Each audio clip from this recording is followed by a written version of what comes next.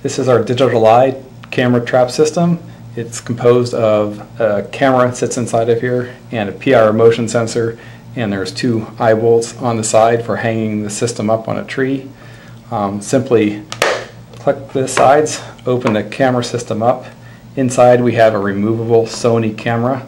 The camera can come out by simply pulling the camera out and sliding it out to the side. It goes back in the same way, slide it in. Make sure the wires are out of the way. Just slide it in, press it down.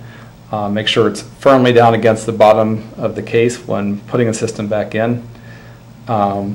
It has a 9-volt battery that runs the motion electronics, the motion sensor here, and there's also a lithium-ion battery in the camera as well as a memory card that powers the camera. Two different battery systems. The battery system on the electronics will last anywhere from 4 to 5 months. The camera battery inside of the Sony camera will last for about 350 to 450 photos. Let's remove the camera again. This camera is a removable camera from our system. Simply put 2 fingers by the connector, pull it, pops out. Now the camera is removable for any external use. On the bottom of the camera it has a removable lithium-ion battery. This goes into the battery charger when it needs to be charged. It also has the Sony Memory Stick Duo Pro. It comes with a 4 gig card. You can store roughly 380 photos, which is probably enough for your applications. Memory card and battery go back in. There are various settings that you can set up on the camera as well. We suggest putting the dial to the P setting, which is the program setting. And on here you can select the menu button on the bottom to change any of the settings so desired. We have already adjusted all the settings to what you need.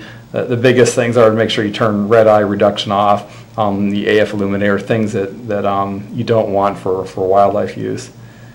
And that's basically it for how the camera functions. Make sure you always power the camera off.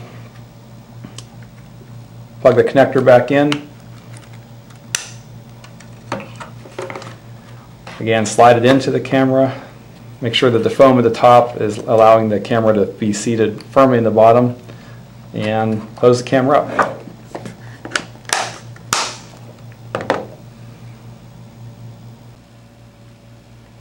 Now, setting the DigitalEye up is a pretty simple process. I have this mounted on a simulated tree here in our office and just use standard bungee cords to mount it to a tree. Simply open the camera. The first thing I want to make sure is that the camera itself is mounted firmly at the back of the case. Make sure that the wires are up and that this foam isn't letting the camera face forward at all. The issues there can be is that when this lens hit the glass in the front of the case here, because the particular model using from Sony has a longer lens than we used in the past, and it does fit, but it's a critical dimension to make sure that the camera fits into the box snugly.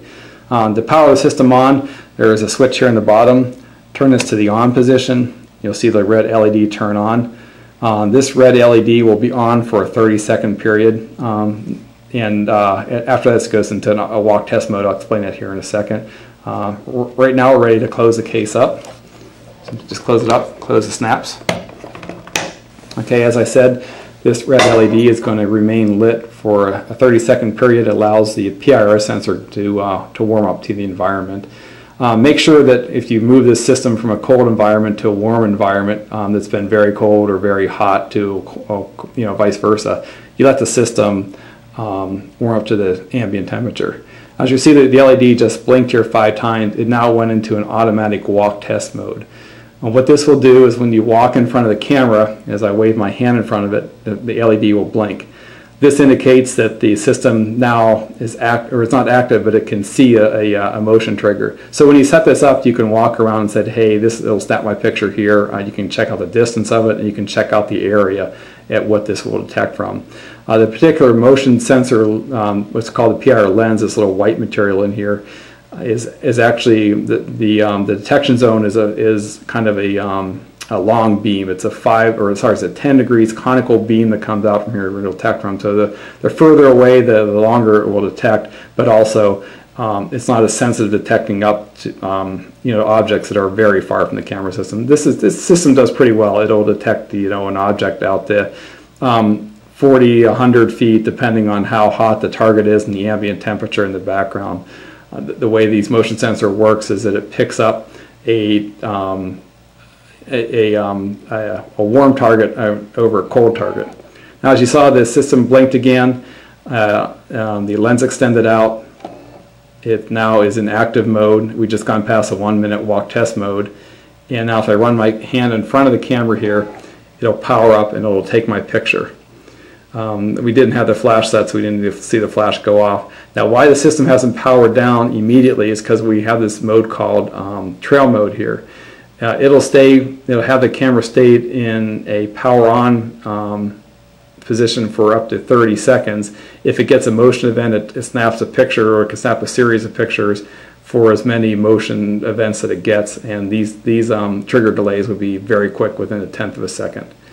And after a 30-second period, the camera then power down and it'll be ready for the next motion trigger event. System's very easy to use. The system just said powered down. It's now waiting for the next motion trigger. Now, checking the camera is pretty simple. To come up to the camera, it'll take your picture obviously when you go to open the case. Open the case, power the system off, take the camera system out, again just slide it out, and press the play button on the back, and it'll show the photos that it took.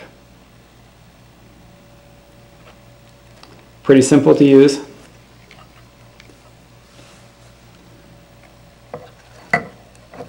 Simply place the camera system back in and close it up, and you can take it off the tree or power the system back up for use again.